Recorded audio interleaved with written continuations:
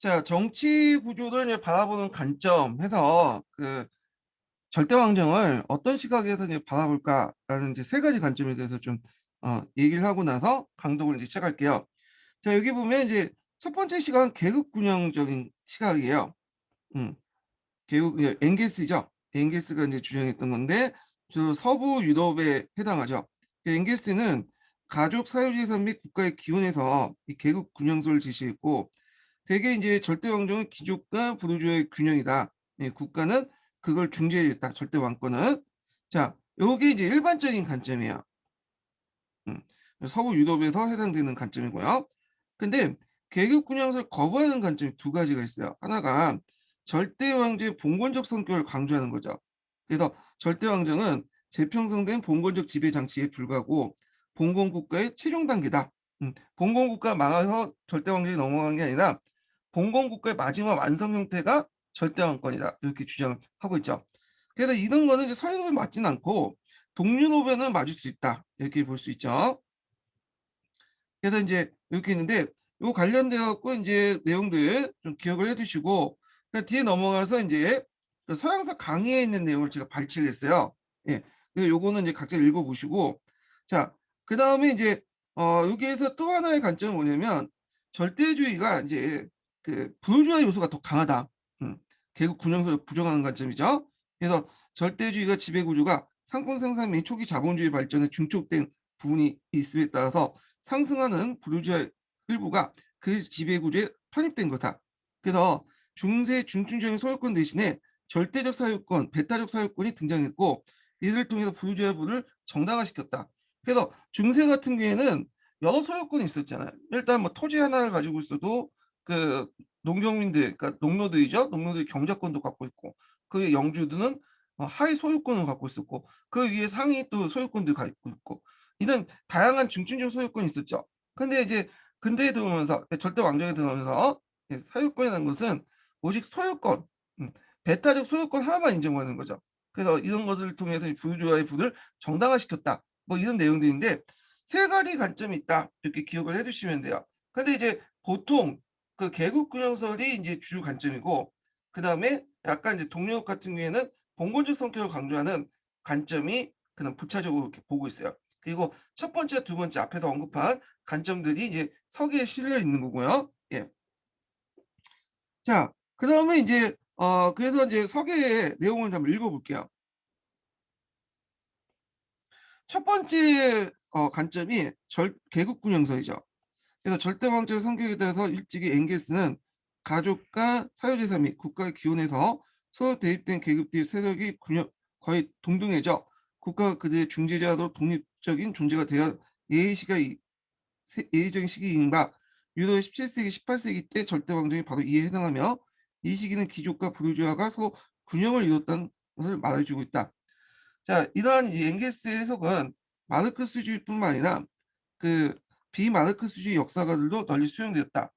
그러나 이제 일부 마르크스주의자는 이 엥게스 일종의 계급군형을 거부하고 절대왕정의 봉건성을 또 강조하는 그 강조하고 있죠. 자, 그들에 의하면 절대왕정은 그 봉건적 지배정치며 이게 두 번째 관점이죠. 그리고 봉건국가의 최종 단계를 할 수 있다. 그러나 이런 해석은 영국과 프랑스에 해당되지 않고 오히려 프로이센, 오스트리아, 러시아 등 동유럽의 절대 왕정을 더 어울린다. 그렇다면 동유럽 절대 왕정에 비해서 왕정에 근대적 요소가 전혀 없는 것도 아니며 다만 봉건적 성격이 서유의 절대 왕정에 비해서 훨씬 강하다는 것이다. 자, 그래서 요 내용도 좀 기억을 해 두시고요.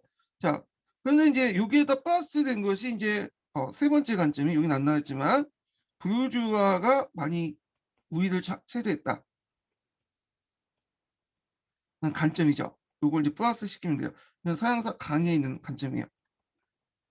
예.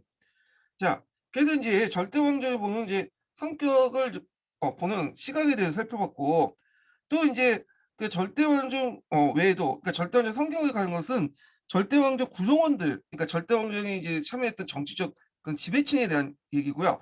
그 밑에 하부 구조가 있을 거 아니에요. 그 사회 경제적 하부 구조.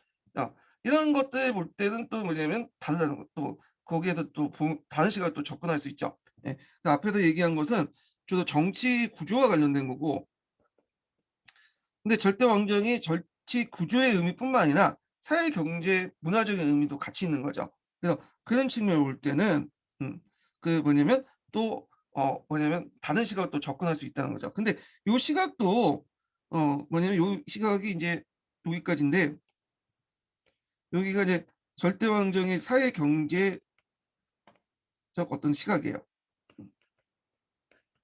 자, 여기에서 인제 이 사회 경제적 시각에서 이제 볼 때도 이것도 인제 약간 이제 계급군 형성과 이제 비슷한 주장을 해요.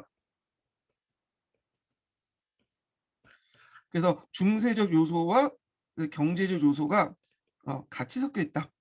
앞에 이제 첫 번째 관점 정치 구조 안에서 중세적 세력과 경제적 봉건적 세력이 봉건적 세력과 근대적 세력이 같이 있는 것처럼, 여기도 중세적 세력과 그다음에 경제적 세력이란다. 근대적 세력이 같이 요소가 있다. 요런 것도 있죠. 이건 사회 경제적 시각에서 본 거예요. 자, 그건 절대 왕정의 성립까지 중세적인 것을 철저히 분쇄한 것이 아니라 봉건적이고 중세적 요소가 같이 왕권을 굴복시키면서 온전한 것이다. 그 결과 중세 후반기에 출현한 거의 독자적이고 자치적인, 따라서 저마다 독자적인 권력을 이끌 가진 집단이나 단체들은 정치적 독립성이 상실됐고 실존했으나 실제로 잔존했다. 그러니까 정치적 독립이 상실했지만 실제로 존재했다는 거예요. 예를 들어 대학 같은 경우에는 재판권이 있었죠. 중세 시대 때는. 재판권이 없어졌죠. 근데 대학이라는 조직은 그대로 남아 있었죠. 자, 이와 마찬가지로 이렇게 보시면 돼요. 그래서 여러 신분, 지방, 자치도시, 상업가 길드, 상고 길드, 대학, 학회, 수도회, 교단 등 종교단체, 특권 행사 관료 집단들이 그것들이며, 사실 절대 왕정 국가는 이런 특권적 집단과 단체들의 어떤 집단지기도 하였다. 이렇게 있는데, 자, 요거 서기에 있는 내용을 좀 보고 좀 얘기할게요. 아니, 서기가 아니라 그 심화 규제 내용을 좀 보고 다시 정리를 좀 해볼게요. 예. 그래서 이제 앞에서 이제 근대와 서구의 가도기적 성격, 근대적 세력과 중세 세력이 중재한 사회 경제적 시각을 보면, 자, 근대적 요소와 봉건 요소가 잔존돼 있고, 봉건적 잔재로서는 귀족의 특권, 그다음 농민의 봉건적 부담, 신분제와 봉건적 특권의 계급이 존속돼 있고, 중세적 집단이 존재했는데, 중세적 집단들 보면 길드, 자치도시, 대학교, 단체 이런 것들이죠. 그래서 자치도시나 대학교는 독자적 사법권을 갖고 있지 않았지만 그 자체는 존재를 하고 있었고요. 그다음에 중앙집권적 요소도 있어요. 근대적 요소. 중앙집권 체제의 자본주의 발전, 부유주의 계층 성장. 이런 것들이 근대적 요소죠. 그래서 두 가지 요소가 사회 경제적인 전반에 깔려 있었다. 이렇게 좀 보시면 될 것 같아요. 자, 그리고 이런 그 두 가지 요소들, 이런 세력들을 조절해 주는 것이 뭐죠? 강력한 왕권이죠. 왜냐면 이걸 조절해 주지 않으면 지네끼리 막 이제 어 이익만 추구하는 이익 집단적 모습을 띠고 국가가 형성이 되기 어렵겠죠. 예. 자, 하여튼 내용을 이제 또 다시 보면요. 자, 그러면 이러한 집단이나 단체들이 부분적으로 이기적인 권리 추구를 그대로 방치할 경우 서로 대립되고 갈등을 빚을 위험이 있으며 국가의 전체 복지나 발전을 저해할 염려가 있었다. 그리하여 절대 왕정이 이를 통제하고 통일된 국가에 융합시킨 표가 있었고, 절대 왕정이 안전하지 못하나 어느 정도 그 가업을 성공적으로 수행하였다. 자, 그러면 이 시민혁명은 이런 균형각을 이제 뭐냐면 타파하는 거죠. 그래서 봉건적 잔재를 없애고 이제 새로운 이제 근대사회 넘어가면 시기잖아요. 그래서 시민혁명은 절대 왕정의 전제 정치를 타도하고 봉건적 잔재를 제거했을 뿐만 아니라 중세 이래 독립적이고 자치적인 집단과 단체 특권을 분쇄하지 않으면 안 되었다. 이렇게 이제 보면 될 것 같아요. 자, 그다음에 그 중상주의로 넘어가죠. 중상주의.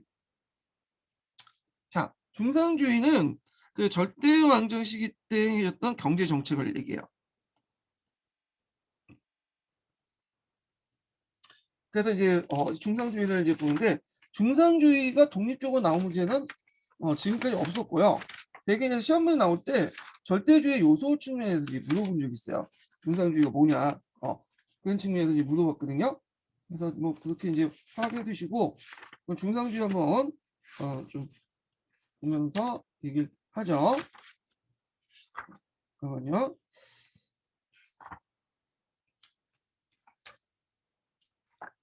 제가 이걸 좀 찾아야 돼 갖고. 예.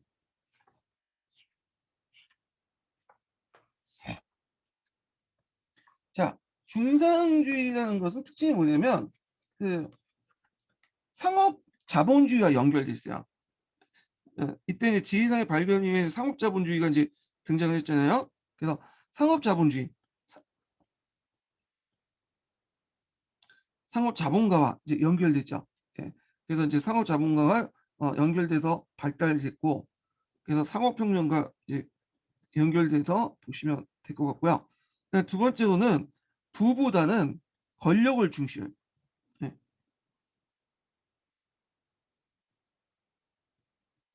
그래서 이제 멍 같은 사람은 중상주의 정책을 전쟁의 연속이다 이렇게 주장을 하죠. 그래서 전쟁 왕조 전쟁을 계속하려면 그 상비군이 많이 필요하잖아요. 그러다 보니까 돈이 필요하고 그러다 보니까 이런 중상주의 정책을 통해서 이런 자금을 마련하는데 사용됐죠. 예. 예. 그래서 이제 있고 그 다음에 이제 그 관료제와 이제 상비군 유지, 예. 이걸 통해서 관료제와 상비군을 유지하고 전쟁 수행 자금을 마련하기 위해서 그런 것들을 이제 했다.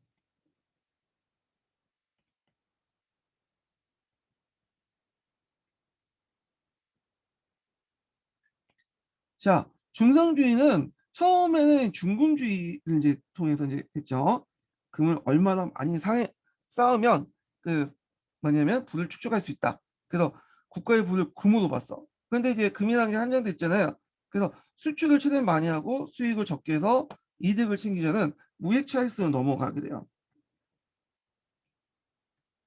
무역 차익선을 넘어가죠. 네, 무역 차익선이나 무역 차익선을 넘어가게 되고 이 단어로 이제 뭐냐 상업 보호주의, 준공주의라는 것들이 생기죠.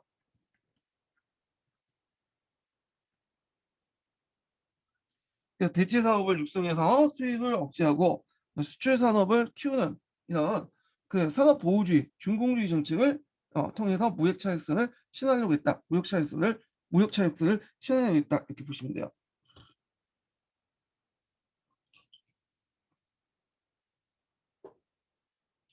자, 그러면 한번 읽어볼게요. 자, 절대 왕정은 관료와 상비군을 유지하고 국가를 통치하기 위해서 많은 돈이 필요했다. 자, 이에 조세제도를 마련하고 국가 재원을 증대시켜서 중상주의라는 일련의 경제 정책을 실시했다. 그래서 중상주의의 목적과 배경이 나오죠. 여기가 목적, 배경.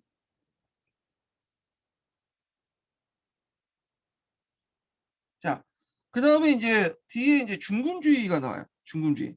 예, 중금주의. 여기까지가 중금주의죠. 첫 번째 이제 중상주의의 발전 형태, 중금주의.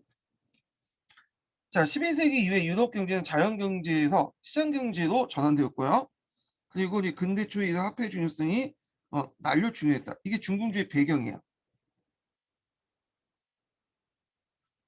자, 당시 화폐는 금과 은이 주가 되었기 때문에 초기의 중상주의 화폐인 금이 바로 국부인 것이다. 그래서 금을 많이 갖고 있으면 그만큼 국력이 증대된다. 그런 것들을 이제 생각을 한 거죠.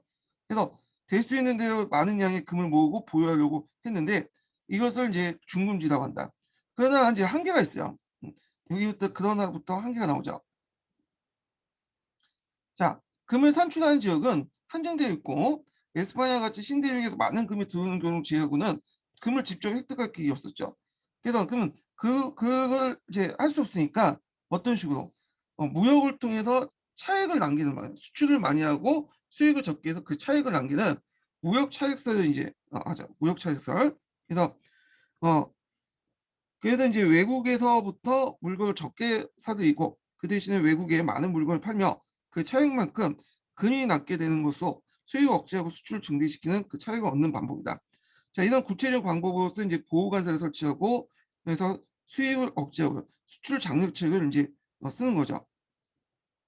그리고 무역체의 그 원천을 보면 결국에는 국내 공업에 발달시켜 의존을 한다고 할 수 있다. 그래서 수입 대체 상품의 국내 생산은 물론이고 특히 수출 공업을 육성과 보호가 관건이 되는 것이다.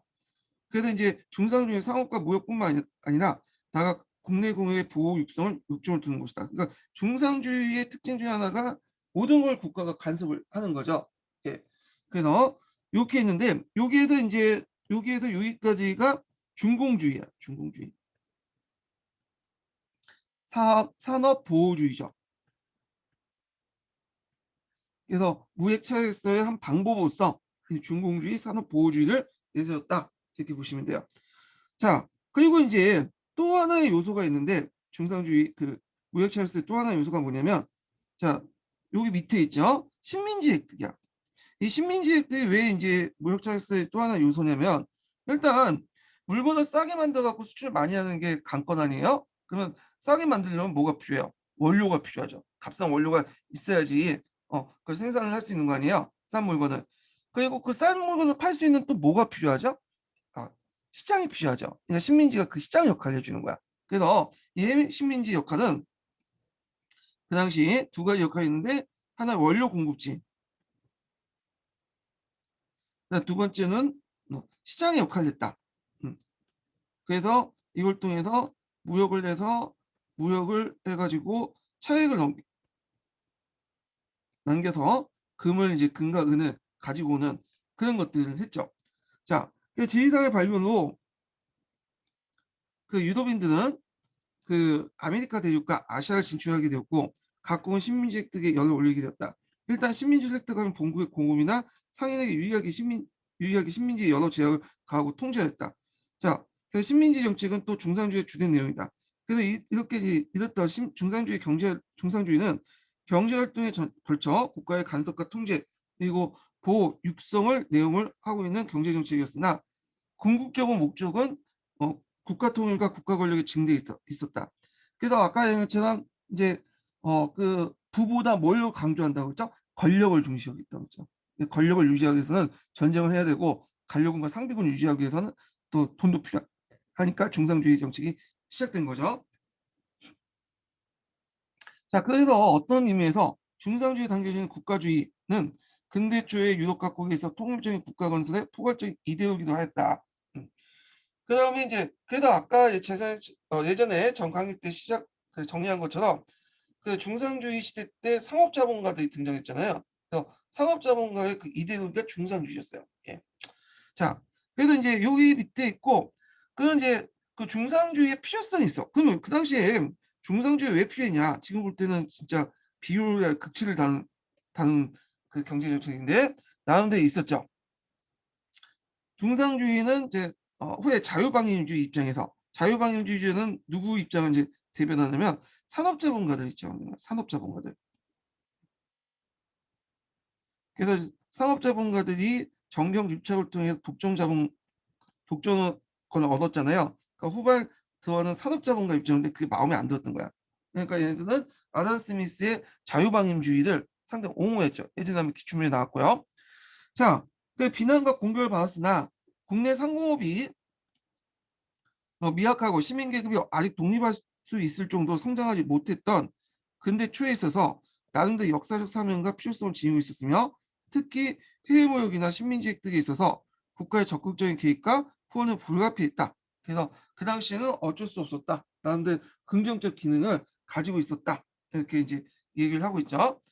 자, 그 다음에 이제 중상주의의 사회경제설과 관련된 거야. 그러니까 중상주의 아니라 봉고 그 절대왕정 시대 때 사회경제 구조와 관련된 건데 요거는 뭐 시험 문제에 나올 가능성은 별로 없어 보여요.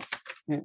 여러 가지 이제 내용도 있긴 있는데 각종 이제 뭐 관점과 반론, 반론으로 구성되어 있기 때문에 요거는 좀 약간 중요한 부분만 읽고 넘어갈게요. 예. 요거 자체가 뭐 중요한 건 아닌 것 같아서 일단 중요한 부분만 요약해서 그냥 대충 넘어갈게요. 예.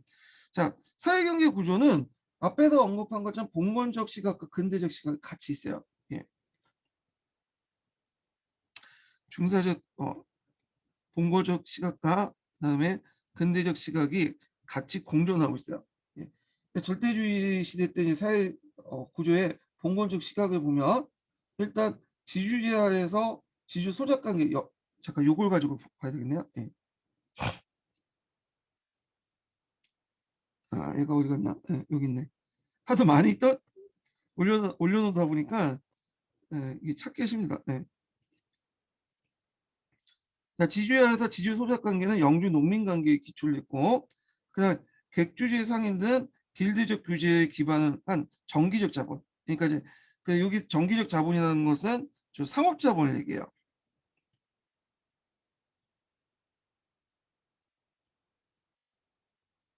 그래서 매뉴패처 이걸 이제 공장 기계적 공장제 수공업 들어가기 전에 수공업체 공장제라고 하죠. 공장제 수공업. 자, 그래서 자연의 발전을 저해하고 봉건적 관계를 관철시켰다. 근데 근대적 시각에 보면 지주제에서 이미 자본 임노동 장애가 이제 포함되어 있고 객주제라든지 매뉴패처 생산적 기반으로 해서 그 성장이 촉진이 되었다. 이렇게 이제 얘기를 하고 있어요. 예. 그래서 이제 한번 읽어볼게요. 이런 시각을 가지고 서양사 강론을 개론을 읽어보면요. 예. 자, 이미 중세 말부터 일부 수출 공업의 중심이었던 대도시와 그 주변의 농촌에서 자연은 임금 노동이 입각한 자본주의가 싹 텄고 농촌 수공업이라고 하죠. 그래서 16세기 이후에 유럽의 근대 자본주의가 본격적으로 발전하게 되었다. 그래서 이미 이제 산업혁명 이후, 상업혁명, 예, 제2사회 발견 이후 이제 상업혁명 이후에 어, 산업혁명이 아니라 상업혁명 이후에 길드 체계가 붕괴되는 그런 내용도 있고 그 길드 체제가 붕괴되면서 그 주변에 있는 이제 그 농촌 수공업이 발달되기 시작하죠. 예. 그리고 16세기 또 18세기 이어 시기는 유럽 경제가 시기에 따라 다를 뿐만 아니라 지역적 지역차도 현저했다. 단기적 변동이나 기복을 제쳐놓고 장기적으로 볼 때 14세기, 15세기 전반적 침체와 위기에서 위축된 시기에 넘어서 16세기 유럽 경제는 전례 없는 팽창과 호황을 누렸고요.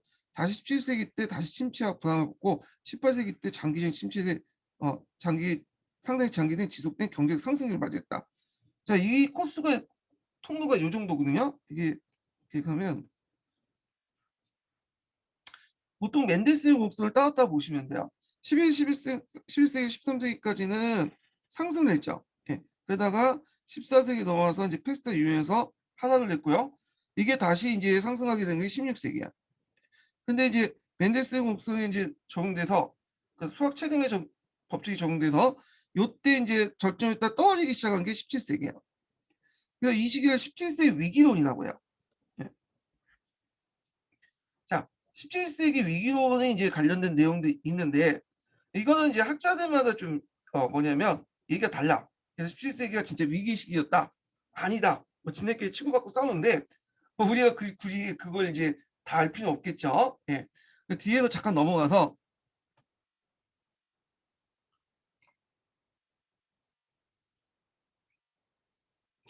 그 보통 이제 16세기 비해서 17세기가 그 뭐냐 전반적으로 침체되는 건 사실인데 이거는 이제 해석이 와야 또 다르게 해석할 수 있다는 거야. 16세기 때 출현 자본주의 체제의 기반을 가지고 17세기 때 그걸 공고하면 새로운 도약을 준비한 의미에서 위축이었다. 그러니까 준비 기간으로서 위축이었다는 거죠. 반대 측의 입장에서 얘기할 때. 그다음에 17세기 위기론에 이제 반대했던 두 번째 위기론을 보면 그 이탈리아와 에스파냐 그리고 독일에 있어서 17세기의 암흑의 세기였으나 일부 지역 프랑스의 경우 적어도 회색이었고 네덜란드의 경우 황금기 그 영국에서는 은혜색이었다. 그래서 네덜란드는 17세기 중반 때까지 전성기를 누렸고 그다음 17세기 후반 영국이 전성기를 누렸죠. 그래서 17세기 때 전반적으로 수축한 건 마찬가지지만 수축했지만 전반적으로 그렇지만 개별 국가 측면에서는 좀 다르다 이렇게 얘기를 하고 있어요. 그러면 17세기 때는 에스파냐와 이탈리아에 있어 위기의 시기였으나 네덜란드, 영국의 경우 팽창의 시기였으며 자, 이 나라 사실은 17세기 지중해 세계 전체가 몰락하고 유럽 경제 중심이 결정적 지중해에서 북서 유럽으로 이동했던 걸 말해주고 있다. 예. 그 다음에 이제 여기에서 이제 그 중세 자원제도 붕괴 특징해 갖고 이제 세 가지 유형이 있어요. 세 가지 유형. 이거 앞에 중세 시대 때 이제 얘기를 했는데 여기도 좀 정리를 더 다시 한번 한 것 같아요. 그래서 첫 번째 유형은 여기 엘베강 동쪽 지역, 예, 저 독일 지역이죠. 예, 독일 지역인데 예전에 한번 얘기했을 거예요, 이거는요. 이때는 재판 농노제가 행해지죠. 오히려 봉건제가 더 강해지는 것들이죠. 그래서 구춘해수사는 영주 농장제 또 이른바 농노제 재판 농노제는 자가 소비가 아니라 시장 그리고 국제 시장을 목표한 곡물 생산으로서 영주층은 토착상에 배제하면서 수상업에 종사했고 이러한 세력들은 프랑스에는 융커 계급들이죠. 융커 출신. 예. 자, 융커 계층의 는 바로 이러한 그 영주들의 후예다. 첫 번째 유형이고요. 두 번째 유형은 영국이야. 영국은 전형적인 어떤 봉건제 해체 현상을 겪게 되는데 그러면서 이제 이때 등장한 것이 예전에 요몬이나 그런 젠틀리 계층이죠. 특히 요몬이 그 중심 역할을 해요. 영국 같은 경우에는 또 잉크루즈 운동이 일어났잖아요.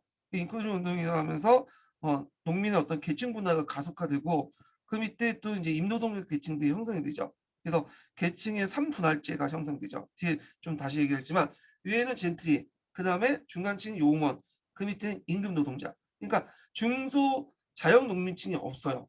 중소 자영농민층이. 그래서 토지 소유 양극화가 이루어지는데 그 이유에 대해서는 예전에 한번 설명했을 거예요. 영국에서는 절대 왕권이 지방 말단까지 통치를 못해요. 왜냐하면 그 당시 그 젠틀이라는 사람이 치안판사직을 겸직하면서 이 치안판사를 통해서 지방 행정이나 사법 시스템을 완전히 장악했기 때문이죠. 그러다 보니까 프랑스처럼 이런 왕권이 개입해서 중앙정부가 개입해서 어떤 농촌의 토지 문제들 이런 것들 개입 못하죠. 그러니까 이런 것들이 거의 자유방임식으로 내버리다 보니까 이런 양극화 형성들이 많이 일어나요. 네. 자, 이런 것들 좀 기억을 해두시면 될 것 같고요. 자, 이 부분은 나중에 영국 할 때 또 얘기해요. 영국에 이제 그 인클루즈 운동할 때 얘기하니까 그때 이제 자세히 읽어보기로 하죠. 예. 자, 세 번째 유형은 프랑스야.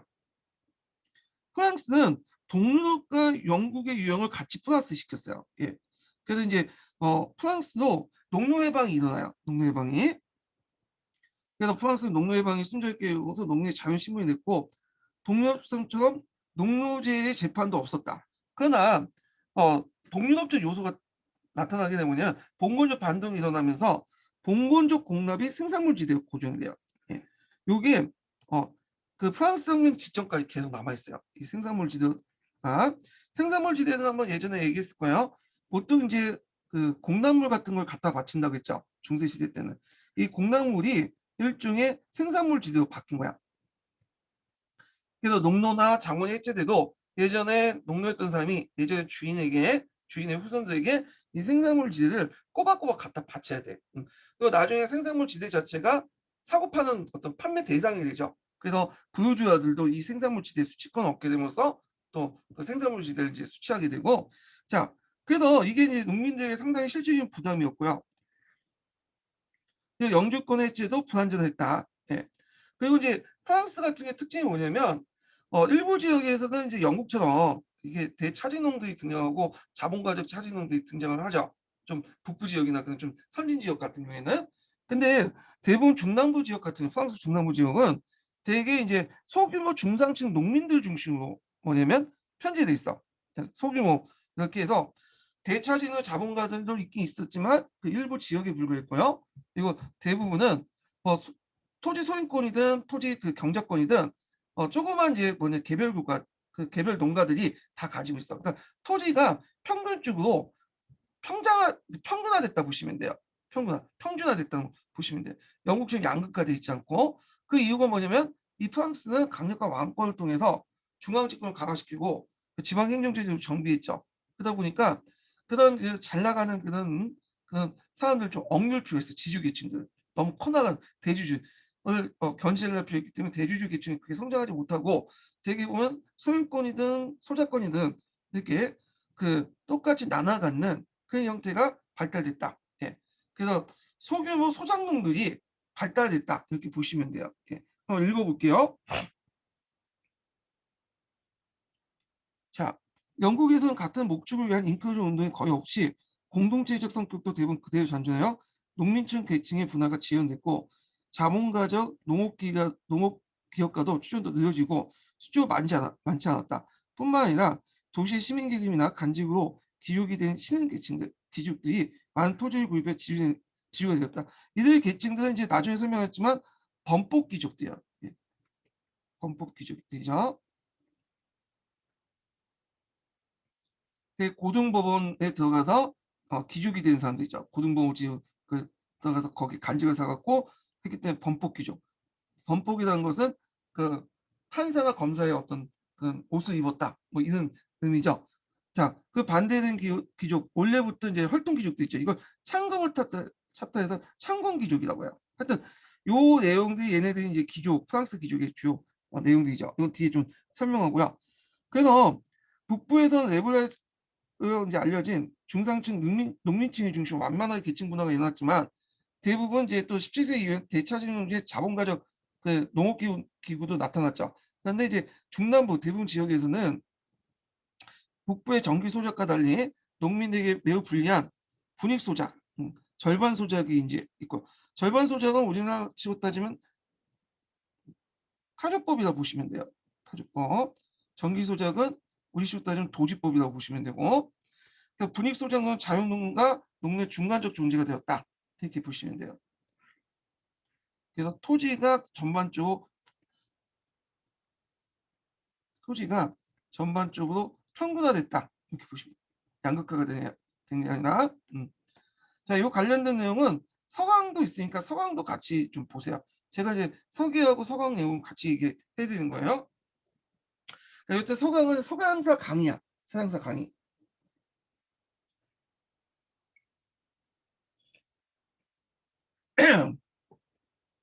자, 그 다음에 이제 여기에서 또 밑에 보면 영국과 이제 프랑스의 이제 차이점이 나와요. 영국과 프랑스. 네. 자, 영국과 프랑스는 계층적으로 좀 차이가 있는데 예를 들어 한번 얘기했을 거예요. 영국은 기본적으로 젠트리 사회죠. 그러니까 젠트리가 이제 장남이 이제 그 젠트리 아버지의 토지를 이어받아 이제 젠트리가 되면 그 차남들은 이제 어디 가냐면 도시로 가요. 차남 이하는. 그래서 상업이라든지 전문직에 종사를 하게 되죠. 그러다 보니까 도시의 그 시민 계층이든 그 젠트리든 똑같아. 기본적으로 동질성이 있어요. 예. 그래서 이런 사회에서는 뭐 계급혁명 이런 것도 일어날 수가 없겠죠. 근데 이에 반해서 이제 프랑스 같은 경우에는 좀 달라요. 프랑스는. 그래서 시민계급과 이제 그 봉건계급들이 같이 그 이렇게 영국처럼 성장한 게 아니라 이 친인척 관계를 맺고 성장한 게 아니라 그냥 독립돼서 성장했어. 물론 상부 이제 부르주아 계층들은 뭐 토지를 얻어갖고 이제 기득층에 편입되지만 원래 근본이 달랐던 사람들이야. 그리고 또 귀족들은 상업의 종상을 거부 금지했기 때문에 계속 귀족은 남아야 돼. 네. 가난한 귀족은 계속 남아야 되겠죠. 그러다 보니까 계급 대립이 심할 수밖에 없어요. 부르주아 그다음에 이런 그 시민계층 간의 대립 계급이 심해질 수밖에 없었다는 거. 이것이 나중에 프랑스 혁명으로 폭발돼 나가죠. 자, 한번 읽어볼게요. 그래서 영국에서는 도시 상인의 농촌으로부터 진출과 젠틀이나 귀족 차원의 도시의 진출이 활발해졌고 그가 봉건적 신분제가 무너지면서 자본가적 부르주아 새로운 지배층이 형성되기 시작했으나 그러니까 서로 혼합하면서 이제 진행을 한 거죠. 프랑스 계층은 시민 계층의 상층은 토지와 간지 채택 귀족이 되기를 원했고 귀족에게는 상업과 종사하는 것이 금지됐기 때문에 봉건적 신분이 그대로 정속했다. 예. 그래서 얘네들은 서로 융합하면서 없어진 데 반해서 얘네들은 계속 두 개 계층, 부르주아 계층과 귀족 계급이 계속 남아 있었고 그리고 또 귀족 계급들은 일부 부르주아 계층들 흡수 통합을 했지만 계속 남아 있었기 때문에 그 결국엔 프랑스 혁명으로 계급 갈등이 일어나서 폭발해 나갔다 이렇게 이해해 주시면 돼요. 자, 그 다음에 여기 밑에는 이제 뭐냐면 그 절대 왕조 시기 때 뭐냐면 뭐랄까요? 예, 경제 구조야.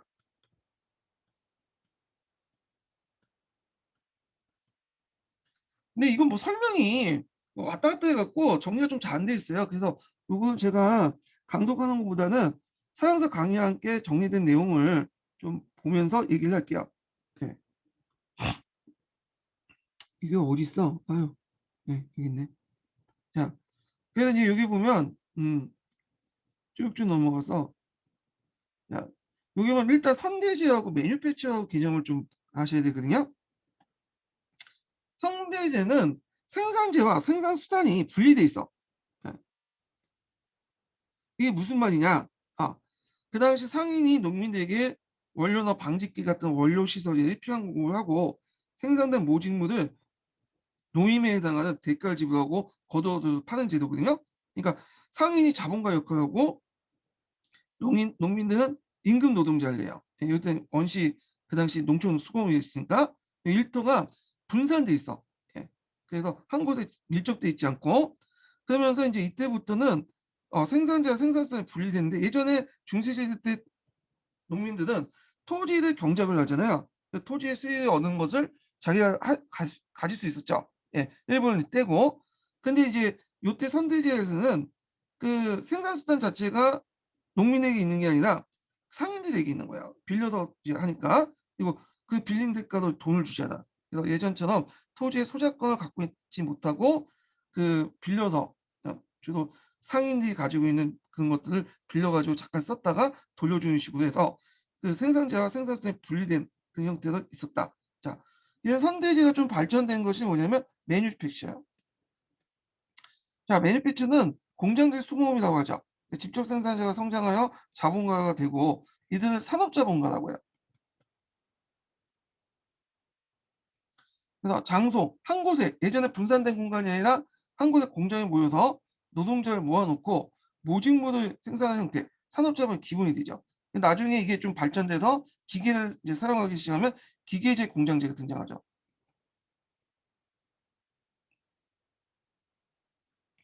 그래서 이건 산업혁명식이죠. 근데 산업혁명 전 단계로서 매니표처가 있었다. 그 매니표처는 산업자본가들의 어떤 등장 배경이 되었다. 뭐 이런 것들인데 한 곳에 직접 하다 보니까 분업을 기초로 한 협업이 가능해. 노동 분업이 이제 출현되죠. 이게 이제 그 아담 스미스의 국가론에 나와 있죠. 네, 국가론에. 그래서 이제 그 아담 스미스가 이제 그 책에서 얘기하기를 뭐라고 얘기했어요. 국가론에 국부론이죠. 국부론에 나와 있는데 국부론에 보면 이제 그 그 당시 바늘을 만드는 작업들, 핀을 만드는 작업들 예를 들어서 한 사람이 핀을 만들면 한 하루에 10개 정도밖에 못 만드는데 여러 사람들이 핀을 나눠서 만들게 하면 100개 이상을 만들 수 있다. 그래서 분업을 상당히 강조하는데 이 분업이 바탕이 됐던 것이 그래서 공장제 수공업이야. 이 공장제 수공업.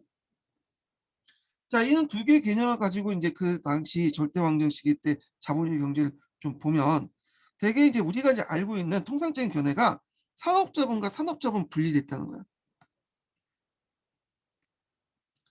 그래서 보통 산업자본을 상인들 정경유착의 독점권 얻었잖아요. 정기적 자본 나오죠. 오히려 이런 것들이 자본주의 발전을 저해시켰다.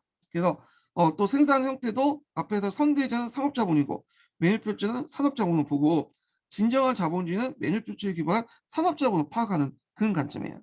이게 통상적인 관점이야. 예, 우리가 알고 있는.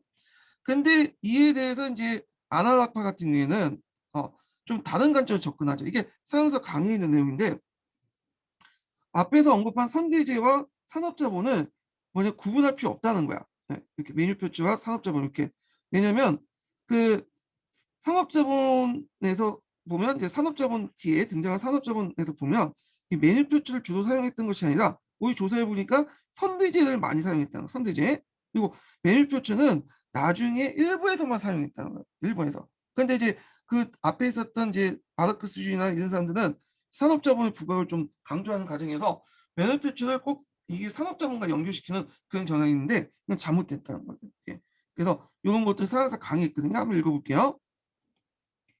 선대제를 특권 상인의 고유한 경험 방식으로 간주하여 선대제 경영과 베네피츠를 대항관계로 파악한 결과 앞의 것은 상인적인 발전이기 뒤의 경우는 생산자의 발전이기 그러니까 상업자본, 산업자본 결론 나누는 것은 지나치게 단순한 견해이다.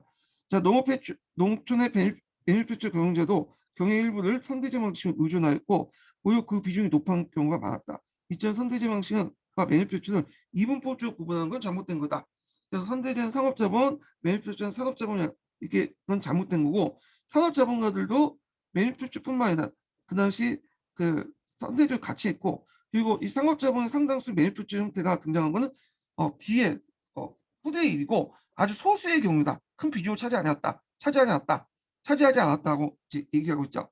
그래서 그 농촌공의 선대제가 오히려 우세였고 예, 금융과 부동산, 선박제조 각종 제조과 모직물 공업의 상인자본, 그러니까 상업자본가가 산업자본가로 이렇게 전환돼서 참여를 했다. 그래서 이렇게 양궁적으로 구분할 필요 없다. 이분법적으로 이런 거와 관련된 내용이죠. 그래서 두 가지 관점이 있긴 있는데 굳이 뭐 우리가 이걸 알 필요는 없을 것 같은데 일단은 그 서양사 개론에 있으니까 제가 설명을 해드렸어요. 서양사 개론에서는 첫 번째 관점을 소개하고요. 네. 여기 첫 번째 관점을 소개하고 나서 이 비판적 관점을 이제 소개를 해요. 오히려 이제 여기 관점보다는 여기 관점에 되게 초점을 맞춰서 설명을 하고 있어요. 이거는요. 자, 그래서 이제 이거는 이 부분은 각자 읽어보세요. 이거는 뭐 그렇게 중요한 건 아니니까 읽어보시고 그 다음에 뒤에 넘어가서 이제 절대 왕정시의 각국의 발전 내용을 보자. 먼저 서유도 보고 나서 그 다음에 동료도 보고 이렇게 이제 할 거예요. 자, 서양사 개론으로 넘어가서 334페이지에 넘어가죠. 자, 여기 보면 이제 서유도에 이제 관련된 내용인데 서유도에 이제 16세기, 18세기 때 이제 그 전에 중세 말기 때부터 근대 초기 때까지의 그 패권은 이제 각각 이제 합스부르크가 반려와가 가 이제 다투고 있었죠. 예. 반려와 또는 뒤에 부르본과 예. 그래서 합스부르크와 반려가가 세력 다툼이 많았어요. 그러니까 두대 양대 강국이었죠. 그 당시. 그래서 16세기에서 18세기 때 이렇게 이제 진행이 되고 있었다. 이렇게 보는데 합스부르크가는 그 당시 오스트리아를 이제 본국에서 자기 영토를 바탕으로 해서 그 신성모고 제국의 강까지 이제 가지고 있었고 또 이 사람들은 혼테크를 잘했어요. 혼테크를 잘해갖고 세계 곳곳의 영역에 많은 영토를 가지고 있었죠. 예. 근데 반려하는 프랑스의 영토를 가지고 있었는데 실속은 프랑스 영토를 가지고 있는 반려화가가 훨씬 실속이 있어요. 왜냐면 거기는 거의 100% 완전히 장악하고 합스부르크는 땅만 넓을지 실제로 뭐냐 간접 통치나 뭐 하여튼 여러 가지 이제 혼테크를 통해서 이렇게 통치하는 바람에 실제 지배력이 약해요. 예, 땅만 넓을 뿐이지. 하여튼 이런 두 개의 양대 가문이 싸웠다 이렇게 보시면 돼요. 그리고 반려와 가문 뒤에 등장한 보르봉 왕조 있죠. 보르봉 왕조도 이 합스부르크와 계속 세력 대립을 하고 있었어요. 예. 그러면 내용을 좀 볼게요. 자, 제2세의 발견은 유럽인들이 신대륙과 아시아 방면으로 진출했고 유럽 안에서는 종교개혁의 파란이 격렬하게 일고 있던 16세기 전반기에 오스트리아의 합스부르크 왕실은 초국가적인 제국 건설을 꿈꿨고요. 그 다음에 반려 왕실은 그 이들 저지하는 치열한 투쟁을 전개했다. 이렇게 했는데 자, 먼저 이제 설명한 것이 그 합스부르크가요. 자, 합스부르크가는 그 오스트리아의 왕국의 왕이면서 신성노마 황제거든요. 그리고 혼택을 되게 잘했다고 했죠. 스페인하고 뭐 여러 혼인관계를 얽혀갖고 거대한 제국을 이제 건설했는데 그 시초를 이뤘던 사람이 누구냐면 합스부르크 막시밀리안 1세예요. 자, 그래서 이 막시밀리안 1세 때부터 이제 혼테크를 하게 돼요. 네, 혼테크. 혼인을 통해서 이제 세력을 확대시키는데 그는 부르고녀의 공력 상통녀와 혼인함으로써 부유한 경제력 중심 네덜란드를 얻게 되고요. 은강을 유명한 티론을 비롯한 오스트리아 주변 연역을 통합하는 한편 보헤미아와 헝가리 왕국과 인척관계를 맺게 돼요. 그리고 더 나아가 16세기 때 카스티아 아라곤 연합국, 카스티아 아라곤 연합국은 스페인이죠. 이때 이제 스페인이라는 연합 그 국명 안에 스페인이라는 안에 두 개의 왕가가 카스티아와 아라곤이 같이 공동 왕국을 이루면서 통치하고 있었던 때요. 그래서 스페인 연합왕국인 에스파니아, 카스티아 아라곤 연합왕국인 에스파니아와 혼인을 통해서 거대한 합스부르크 제국을 추진했다. 결국에는 이제 복잡하게 이제 막 엮여 있는데 서로 죽고 하면서 최종적 그 영토를 그 얻었던 사람이 누구냐? 그 칼이죠, 칼. 칼. 그래서 칼은 프랑스의 프랑스와 1세를 물리치고 황제로 선출되고 칼 5세가 됐을 때 그는 이제 방대한 합스부르크의 지배자가 됐다. 여러 이제 혼택을 통해서 이제 자기 선조들이 만드는 것들을 다 합쳐놓은 사람이 칼 5세야. 그래서 해외 식민지를 제외한 유럽 내 그 영토는 오스트리아를 중심으로 한 남부 독일의 여러 지역과 에스파냐, 네덜란드, 그다음 보헤미아와 헝가리, 프랑스 꽁데, 밀라노, 나폴리, 시칠리아, 사르디아 지역, 기타 지중해 연합 에스파냐였다. 강대여정. 그래서 그 당시 해가 지지 않은 제국이었어. 네. 그러니까 우리가 보통 영국을 해가 지지 않은 제국이라 하잖아요. 그 전에 스페인이 해가 지지 않은지 모르겠어요. 어딜 가거나 해가 지지 않아. 예, 지구상에 다 그 제국 안에서는 해가 있으니까 해가 뜨는 모습들 볼 수가 있죠. 근데 이제 이 프랑스 콩떼는 뒤에 좀 설명하겠지만 요건 나중에 프랑스 지구 넘어가게 돼요. 요 지금은. 자, 그래서 이제 문제는 이 카일 5세의 합스부르크 제국이 앞에서 설명한 것처럼 영통을 컸는데 통일 제국이 아니에요. 곳곳에 분산돼 있었고 이렇게 이제 하다 보니까 어떤 문제점이 났냐면 제대로 정비가 안 됐어. 그러니까 여러 국가 지역의 혼합체예요. 그러니까 실속은 별로 없는 거지. 실속은. 특히 뭐 신성 로마 제국 황제가 지내고 그 밑에 제후들이 연방 국가들이 말 안 따라주죠. 당연히. 자, 그래도 이제 이렇게 있는데 이 칼 올세 관련된 내용들이 쭉 있는데 한번 쭉 보면 요칼 올세 이거 좀 하기 전에 칼 올세제가 어떤 식으로 해갖고 영토를 나눠줬냐 그것도 좀 얘기할게요.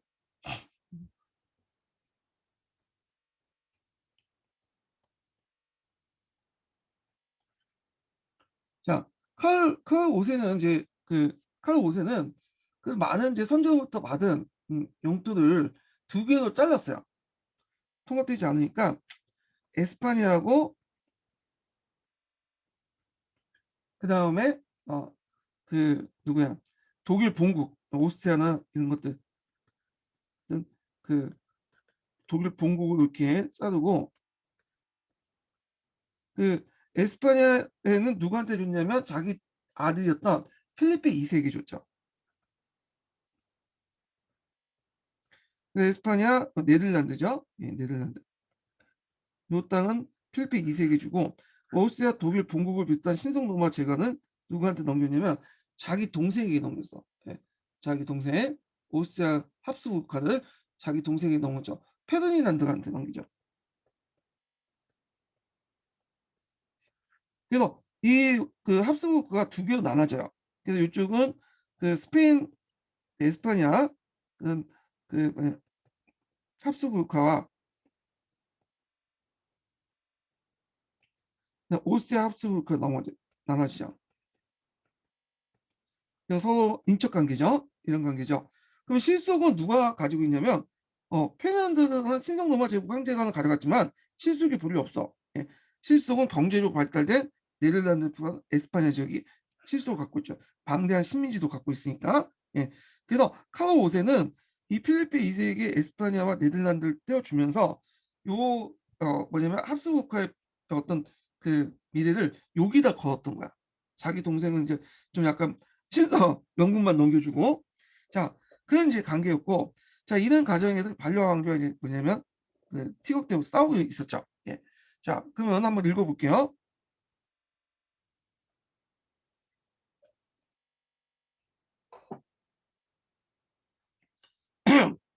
칼 5세 합스부르크 제국은 그 성립의 경위도 보거나 제주적 분포를 보아서 경무한 통일 제국은 아니었다. 호민관계와 상속으로 획득한 저마다 역사적 전통과 사회구조를 달리하는 여러 국가 지역의 집합체에 불과했다. 그렇기 때문에 그 세력은 거대하고 주변 국가에 위협적인 존재였다. 그럼에도 불구하고 왜냐하면 등치가 크니까 우리가 이제 등치 크면 싸움을 하기 전에 쫄잖아. 이거 비슷한 거예요. 비교적 넓은 영토를 가진 통일국가가 발전한 건 프랑스였다. 그래서 프랑스는 또 뿐만 아니라 프랑스는 중세 말에 이제 나폴리 왕국에서 에스파냐 아라곤과 이탈리아 북부에서 합수국가 왕실과 대립 관계에 있었죠. 그래서 이거는 예전에 한번 설명 요거 때문에 이제 시체 만종 사건이 나왔죠. 그래서 프랑스 앙주가 갖고 있는 그 시칠리아 지역을 아라곤한테 뺏겼잖아요. 그 다음에 이탈리아 북부에서 또 한 번 합수국가가 이제 싸우죠. 그 이탈리아 그 전쟁이 나오죠. 이것도 합수국가하고 이제 싸우다가 결국 합수국한테 넘어가게 돼. 이탈리아 북부 지역이나 그 남부 지역 영유권이. 예. 자, 그래도 하여튼 이탈리아 특히 그 북부는 지리산의 발견 결과 뚜렷하게 나타나기 이전인 16세기 전반에서 여전히 유럽의 경계 중심지였다. 자, 그리하여 칼 5세나 프랑스와 1세를 중심한 합스부르크와 발로아 왕실의 대립과 투쟁은 이탈리아 쟁탈전 양성으로 전개되었다. 그래서 이걸 이탈리아 전쟁이라고 하죠. 예전에 얘기한 것처럼. 그래서 이탈리아 전쟁을 마무리한 것이 뒤에 있지만 여기 있어요. 카토 캄브리지 조약이에요. 예. 그래서 이제 요 조약 결과 뚜렷한 성패를 가르지 못한 채 화평을 맺는데 프랑스는 이탈리아를 포기하고, 근데 요 이탈리아를 포기하고 그 영유권을 이제 누가 갖게 되냐면 독일 황제가 갖게 돼. 그러니까 독일 황제가 이탈리아를 다 지배한 게 아니라 주도권을 가지고 있었다 이렇게 보시면 돼요. 대신에 나일 강변의 요지인 에스와 툴, 베르덴 영토를 뭐냐면 얻었다 이렇게 보시면 되겠죠. 자, 그다음에 뒤에 넘어가서 이제 앞으로 다시 봐서 카를 5세는 몇 가지 불리한 점이 있었다. 앞서 지적한 것과 같이 그의 그 강대한 제국은 결국 통일적인 성격을 가지고 있지 못했으며, 그 독일은 연방국가 자유도시 연합체일 뿐 아니라 연방공주든 주권국가가 거의 독립된 경향이 매우 강했고, 때마치 또 느토의 종교개혁 바람이 거세게 불어지고 있었다. 게다가 이제 1453년에 콘스탄티노플이 점령하여 비잔틴 제국을 멸망시킨 오스만 투르크가 그 세력을 신장시켜 동남쪽으로 보헤미아 헝가리를 침공했고요. 또 1529년 수도 빈을 위협한 형태였다. 예. 그래갖고 이제 오스만 투르크의 군대가 빈까지 공격해서 빈을 포위를 했죠. 두 번에 거쳐서. 예. 그래갖고 그 주 15번에 있어요. 자, 그래서 제타 전투에서 1699년 전투에서 오스가 승리하여 카노피치 조약을 맺어서 맺은 후의 일이다 하면서 이게 이제 17세기까지 계속 가거든요. 예, 17세기 위협이.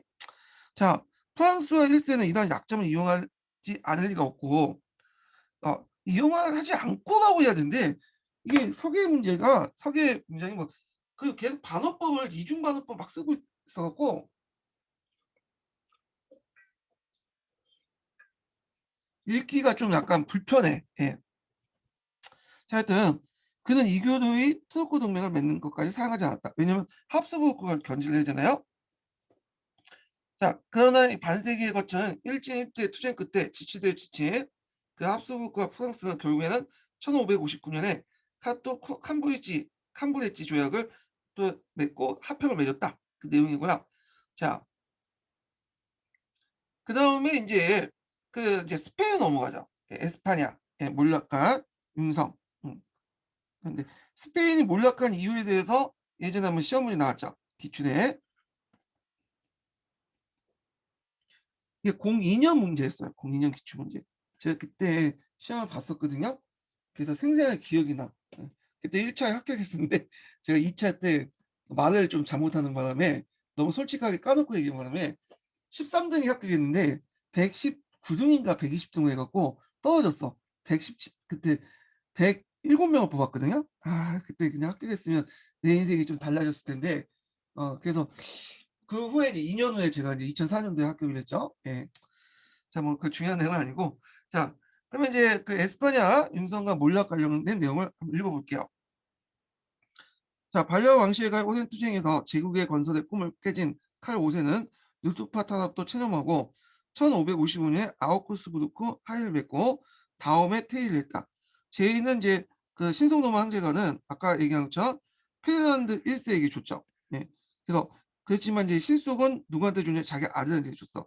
에스파냐와 네덜란드, 프랑스 공대, 밀라노, 나폴리, 시칠리아, 에스파냐의 세계 시민은 아들 필리프 2세에게 물려줬고, 그리고 그 아들을 이제 영국 카톨릭 여왕 메리와 결혼을 성사시켰죠. 자, 칼 5세는 연방군주대 저항이나 심한 독일 제국을 벌이고 어, 유럽의 세계 유럽의 세계 경제의 중심이 부상되기 시작한 에스파냐와 네덜란드를 결혼을 통해 영국과 결합시키려고 했어요. 그래서 시킴으로써 합스부르크 제국의 또 다른 제국의 초국가적인 제국을 아들 때 꿈꿨을지 모른다. 그러나 이제 칸토 캠브리지 조약으로 그런 제국 건설의 종집을 씌웠고, 시대는 방향으로 이제 절대 왕족을 비롯한 국민 국가야. 제국의 시대가 아니라 이제는 개별 단위 국가의 시대야. 국민 국가. 자, 그걸 이제 지향하는 단계로 넘어가고 있었다. 물론 완전한 국민 국가는 아니었지만 개별 국가 단위의 어떤 가독이 형태 왕조 국가 이렇게 해석을 하시면 되겠죠. 자, 그래서 이제 이렇게 있고, 사실 이제 카톡 캄브리지 조약 이후 약 1세기에 거쳐 새로운 유럽의 국제 질서를 출발점이 되었으며, 이를 전후해 유럽 경제에 또한 새로운 국면을 맞이했다. 자, 1557년 필리핀 2세가 파산을 선고함으로써 한 시대에 지배했던 남북 독일의 후보를 비롯한 국력적인 금융가가 빌려준 막대한 자금을 회수하지 못하고 몰려있게 된 것은 이를 상징하고 있다. 후쿠오카가 이제 독일뿐만 아니라 유럽의 어떤 국제적인 금융망이었잖아요. 그런 것도 이제 그 필리핀 2세가 파산에 성공함으로써 망했다는 거죠. 돈을 많이 빌려줬으니까. 예. 자, 근데 이 필리핀 2세가 파산한 이유에 대해서 좀 알 필요가 있어요. 원래 스페인이 못 살았던 동네는 아니었거든요. 그 당시에 좀 그래도 괜찮게 살았어. 더해도 금과 은이 많이 들어왔고. 근데 이제 필리핀 2세 이전에 이사벨라 여왕이 있었어요. 이사벨라 여왕이 그 기독교 신자야. 카톨릭 신자인데 카톨릭 단순히 믿는 게 아니라 상당히 뭐냐면 어 열성 신도였어요. 열성 신도. 그래 갖고 이 사람들 무슬림 그 국내에 있는 이제 무슬림들이 많을 거 아니에요. 재정복 운동 에 이제 국내에 나는 무슬림들 있죠. 무슬림이나 유대인들 얘네들 별로 안 좋아했어. 예. 그래서 무슬림을 강제 개종을 했어요. 예. 강제 개종을 시키고 아니면 쫓아내 버렸어. 예. 얘네들. 예. 그리고 유대인들 같은 경우에는 유대인들은 원래 이제 스페인이 재정복 운동하는 과정에서 많은 도움을 줬거든요. 근데 그때 이제 그레나다 왕국을 마지막으로 해서 이제 다 유대인들 재정복 운동 끝나니까 유대인들의 필요성이 없어지잖아요. 그러니까 이사벨 여왕은 유대인들에게 이제 뭐라고 이제 얘기하냐면 이 아흔분함 친령이라고 하는데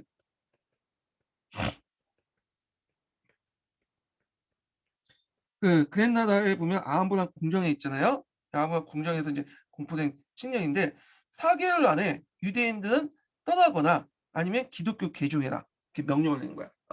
물론 유대인 중에 이제 수용해서 기독교를 개종하는 사람도 있겠죠. 근데 대부분은 떠났어요. 그리고 떠날 때 이제 조건이 있어. 너희들 모든 재산 다 버리고 가라. 그래서 하여튼 모든 재산을 버리고 나서 떠나서 어디로 갔냐 하면 이 사람 몸만 빠져나와서 네덜란드의 암스테르담으로 갔어요. 네덜란드 그 암스테르담 있죠? 그 네덜란드 암스테르담에서 여기 가니까 유대인들이 이제 예전부터 금융에 많이 종사를 했잖아. 그때부터 이제 암스테르담이 금융의 중심지로 부각이 된 거야. 야, 이 암스테르담을 비롯한 네덜란드 지역은 신교도 지역이잖아요. 그런데 신교도 지역이지만 다른 종교도 다 인정을 해줬어요. 뭐 카톨릭도 인정해주고 유대교도 인정해주고 좀 포용적인 나라였거든요. 그래서 이때부터 이 네덜란드가 부각이 돼. 일종의 강하면서 작은 국가지만 강한 강소국이 되는 거죠. 강소국이. 그러면서 이 암스테르담 금융의 중심지가 이제 되면서 유대인들 그 금융들이 이쪽에 집중되면서 스페인은 에스파냐에 몰락을 하게 돼요. 그러니까 예전에는 유대인들에게 돈을 빌렸는데 이제 돈을 빌릴 데가 없으니까 후구한테 빌리고 계속 빌리니까 이제 돈이 없잖아요. 금융을 발달하지 못하니까. 그러니까 파산 선고를 해버린 거야. 네. 요런 과정을 보시면 될 것 같아요. 그래서 스페인이 그 몰락한 그 이유 중에 하나가 책에는 안 나와 있지만 에스파니아의 유대인들을 추방한 이유가 그중에 대표적인 경우예요. 그리고 무슬림들이 강제 개종을 시켜 갖고 이 무슬림들이 많이 쫓겨나고 아니면 강제 개종을 시키고 막 그런 것도 하나 이유죠. 자, 그래서 인제 요런 내용들 좀 기억을 해 두시고 요 부분이 그 서양사 강좌의 그 앞부분에 있어요. 근데 제가 지금 강독을 하지 않았거든요. 예. 그래서 요 부분 찾아서 한번 보세요. 요걸요. 자, 계속 읽어 볼게요.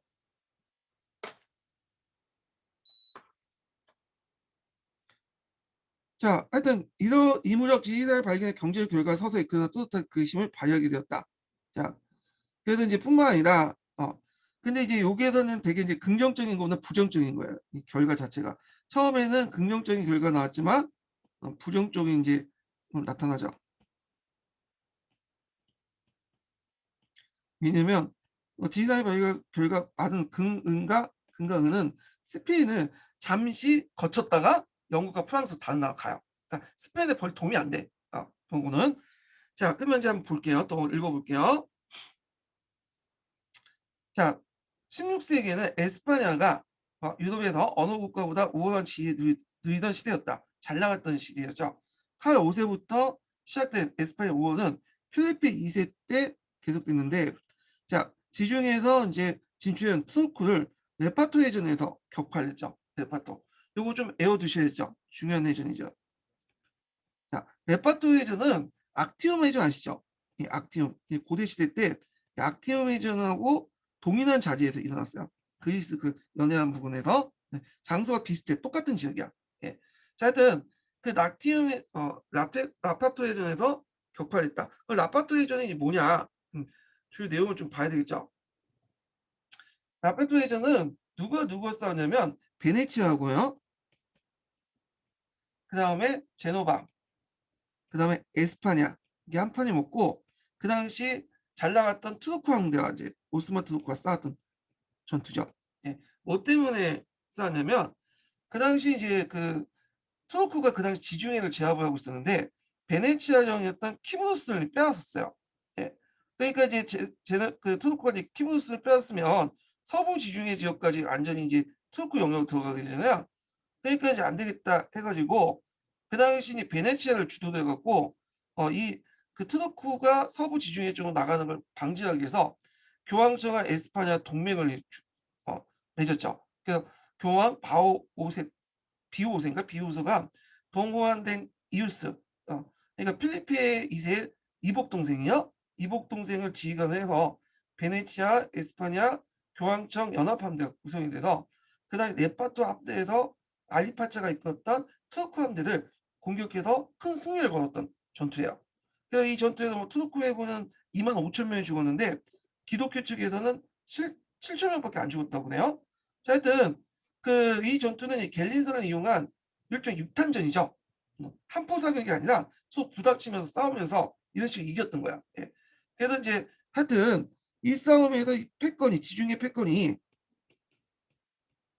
오스만 투르크에서 어디 쪽 스페인 쪽으로 넘어가게 돼. 그리고 이 해전을 통해서 이 스페인 함대는 무적 함대라는 칭호를 얻게 되죠. 이 칭호를. 자, 그래서 지중해 패권을 확보했고 1580년 포르투갈 또 혼테크를 통해서 합병을 했어. 그래서 에스파냐 올 절정이 됐다. 물론 이제 포르투갈은 나중에 또 분리 나가요. 예. 이때 잠깐 합병을 했던 거야. 그러면 여기에 좀 더 알아볼 게 뭐냐면 그 그러면 그 전에 무슨 또 해전이 있었냐면 네파토 해전 전에 그 30년 전이죠. 그 전에 포베자 해전이 있었어. 이것도 좀 기억을 해두세요.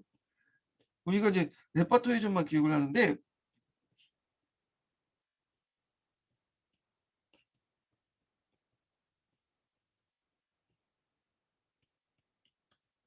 포베자 해전도 또 유명한 해전이야. 이것도 요 교과서에도 실려 있는 것도 있더라고요.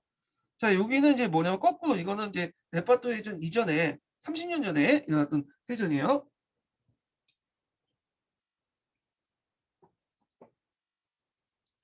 그 1538년에 일어났던 해전이죠.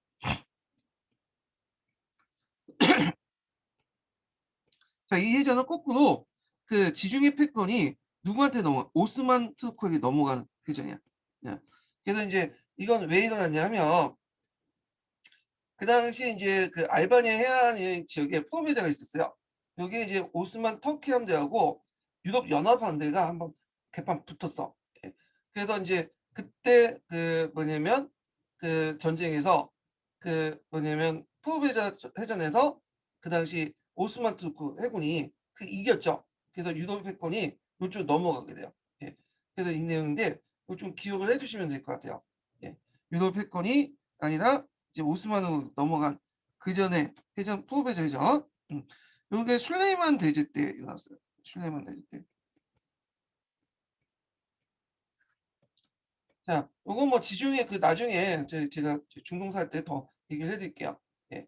자, 그래서 레파토 해전과 함께 이 포베자 해전도 이겨 좀 기억을 해두세요. 오스만 이긴 해전. 자, 그 에스파니아 융성이 신대륙의 무역과 특히 신대륙부터 막대한 양의 기금속 유입에 있으면 결과 있으면 두말 나위가 없다. 그래서 신대륙의 무역은 세비야의 상봉원에서 거의 독점을 했어요.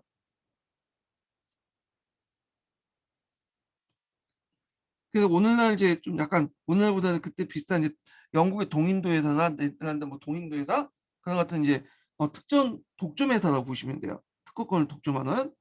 자, 그러나 이러한 무역 혜택이나 기금속은 지속적인 국부의 증진에 기반 조서 유형에 상하지 않았다. 자, 그래서 요때부터 이제 쭉 나온 게 뭐냐면 이제 스페인의 세태의 배경을 얘기하고 있어요. 에스파냐의 세태 배경에 대해서 얘기를 하고 있군요. 음.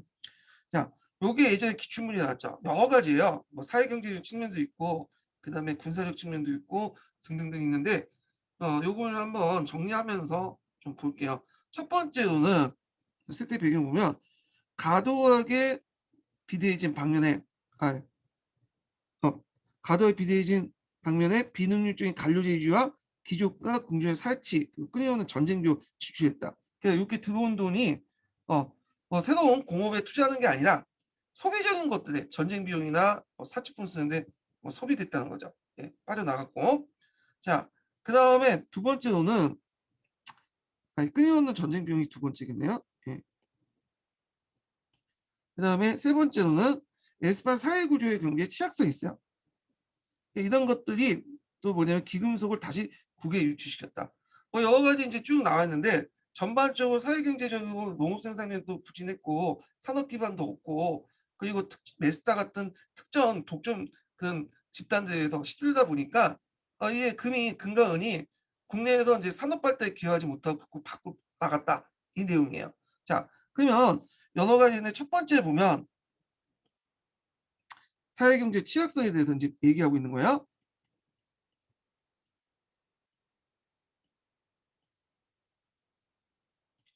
자, 첫 번째는 에스파냐에서는 재정 복귀 위한 국가 건설이란 특수한 상황으로서 소유의 봉건제나 장원제가 성립하지 않았다.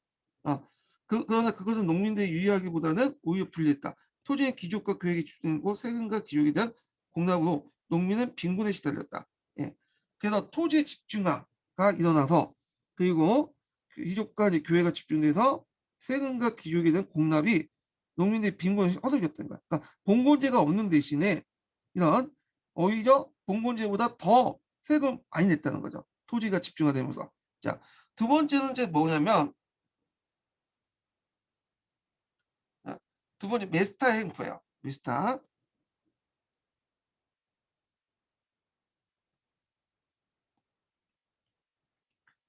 자, 사태를 더욱 악화시킨 건 거대한 유목조합이었던 메스타의 특권과 행포이다. 자, 춘추, 그러니까 봄과 가을로 왔다 갔다 하면서 양을 데리고 북에서 남에서 북으로 이동한 약대와 그에게 주어진 특권으로 농업은 큰 타격을 받았다.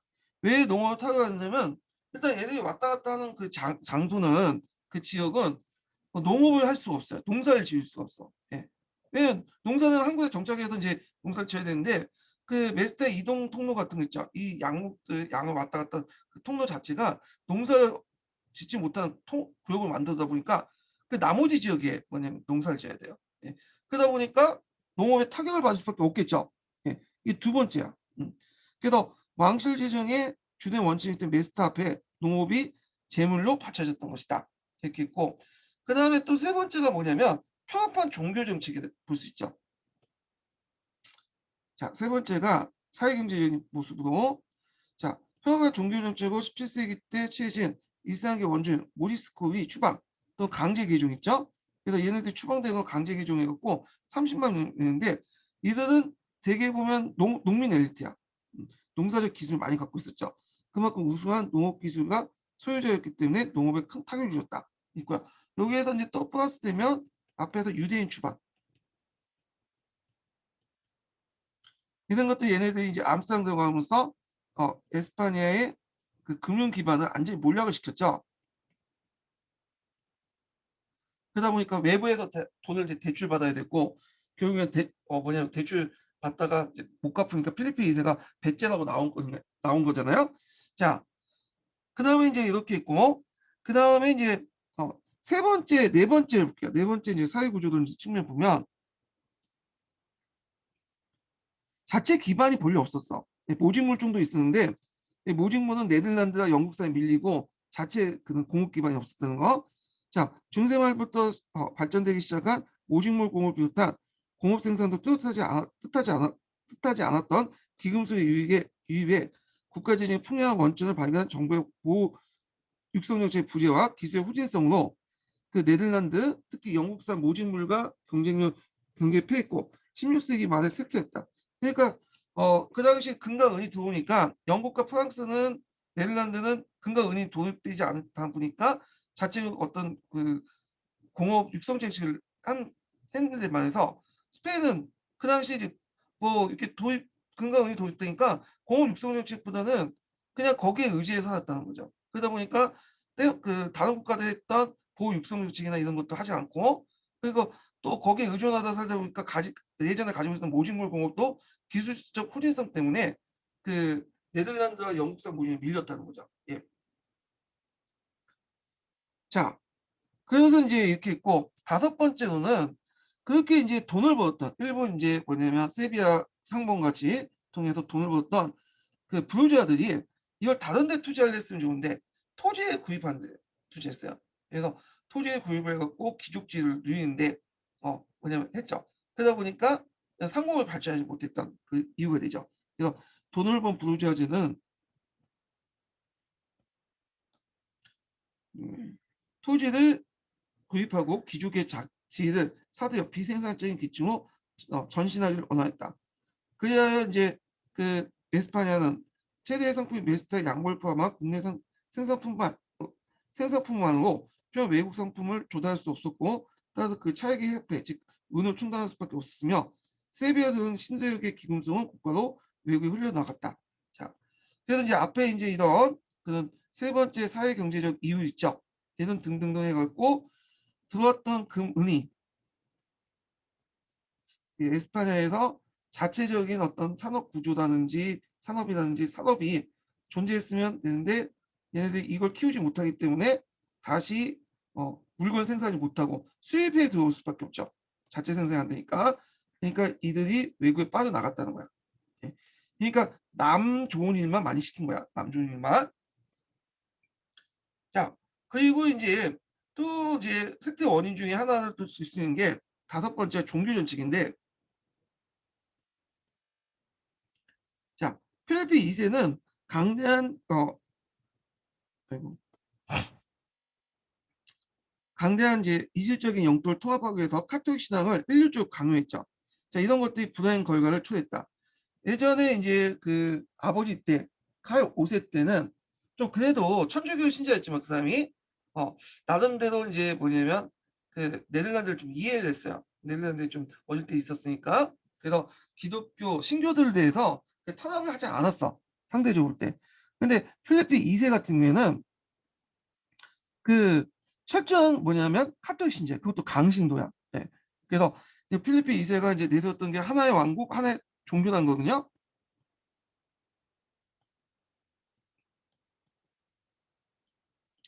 자, 그 원칙에 입각해서 어떤 통일 왕국을 만들려고 했는데 보니까 네덜란드가 신교들을 믿잖아요. 그 마음에 안 든 거야. 그래서 이제 종교 탄압을 하죠. 강제 개종을 시키고 하려고 하고, 그러면서 네덜란드 독립전쟁이 나요. 이 네덜란드 독립전쟁에 누가 참여했냐면 영국이 참여했죠. 영국이. 그래서 잉글랜드가 참여하면서 엘리아스 여왕이죠. 그래서 엘리아스 여왕은 이제 그 필리핀 2세, 그러니까 자기 내부 정도 되는 그 필리핀 2세 무적 함대를 카라니전에서 이제 격파하죠. 무적 함대가 깨져나가고 이때부터 이제 패권이 누구한테 넘어가냐면 영국한테 넘어가게 돼요. 잉글랜드한테. 예. 자, 그래서 그렇게 이제 있는데 한번 읽어볼게요. 자, 그 레파토리저는 이제 에스파냐 국력을 가시하고 기독교인들의 지중해를 확보를 해줬으나 막대한 정비 지출로 그냥 어찌할 도리가 없었고, 프랑스의 종교 전쟁에 대한 개입 역시 지출이 커졌으며 극기야는 가장 부유한 영토였던 네덜란드를 상실하겠다. 네, 이런 종교 정책 때문에. 결정판은 이제 또 몰락한 계기가 여기 나오죠. 다섯 번째로, 자, 마침내 신교된 영국 여왕 엘리자베스 여왕을 응징하기 위해서 영국 여왕한테 이제 왜 이렇게 응징했냐면 아주 개인적인 거예요. 어, 그 여기 이제 원래 그 메리가 결혼했었잖아요. 필리핀 이세가. 그 메리가 죽고 나서 그 이복 동생이었던 자기 처제죠. 예. 처제인 엘리자스한테 구원을 해요. 근데 엘리자스가 이제 그 구원 사줬다 오니까 아예 쳐다보지도 않았다고 그래요. 예. 그러니까 그거에 대해 이제 열이 받았겠죠. 자기처럼 이렇게 잘생기고 예, 어마어마한 재국을 가지고 있는 어, 그 필리핀 2세가 그, 그 영국 그 당시 영국은 조그만 국가에 불과했거든요. 저 촌동네 국가한테 그런 모욕을 당했잖아. 여왕한테요. 그안 되겠다. 그래갖고 그 당시 무력 함대를 이제 보내죠. 때마침 그 당시에 이제 그 영국은 네덜란드를 또 지원을 하고 있었어요. 그래서 네덜란드의 지원을 또 차단하는 목적도 있었죠. 자, 그래서 이제 일어난 것이 이제 뭐냐면 카나니즘이죠. 이 그 아르메다 무적 형대가 무참하게 피했어요. 1588년. 그 유명한 카르네즈니 이건 꼭 기억을 해두셔야 돼요. 교과서에도 자주 나오죠.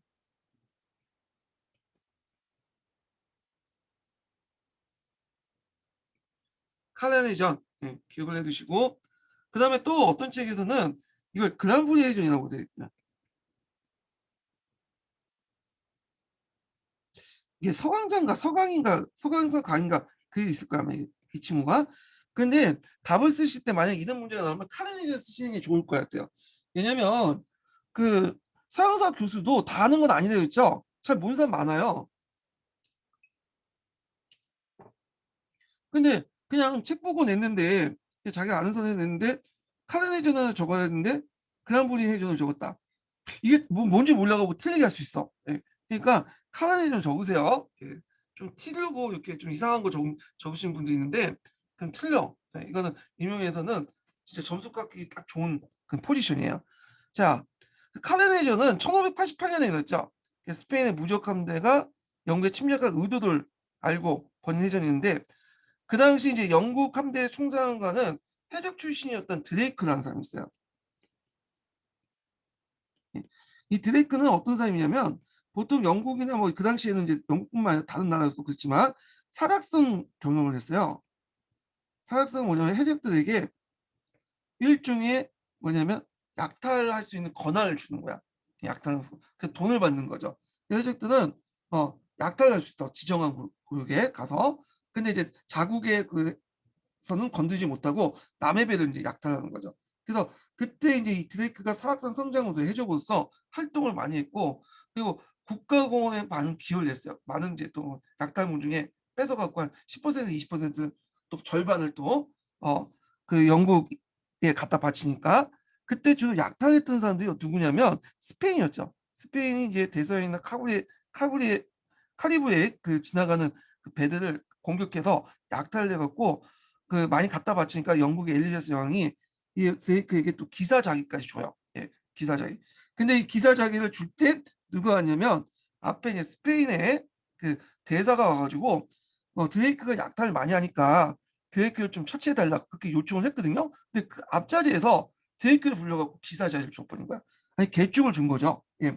그리고 더 나아가서 카르네전 때 간을 3점 이상을 사용한 삼고 했는데 그때 이제 스페인 함대사였던 메디나 공이 130척의 배를 이끌고 와요. 그래서 이때 이제 이해전에서 이제 무적 함대를 부를 때 스페인을 대표를 하죠.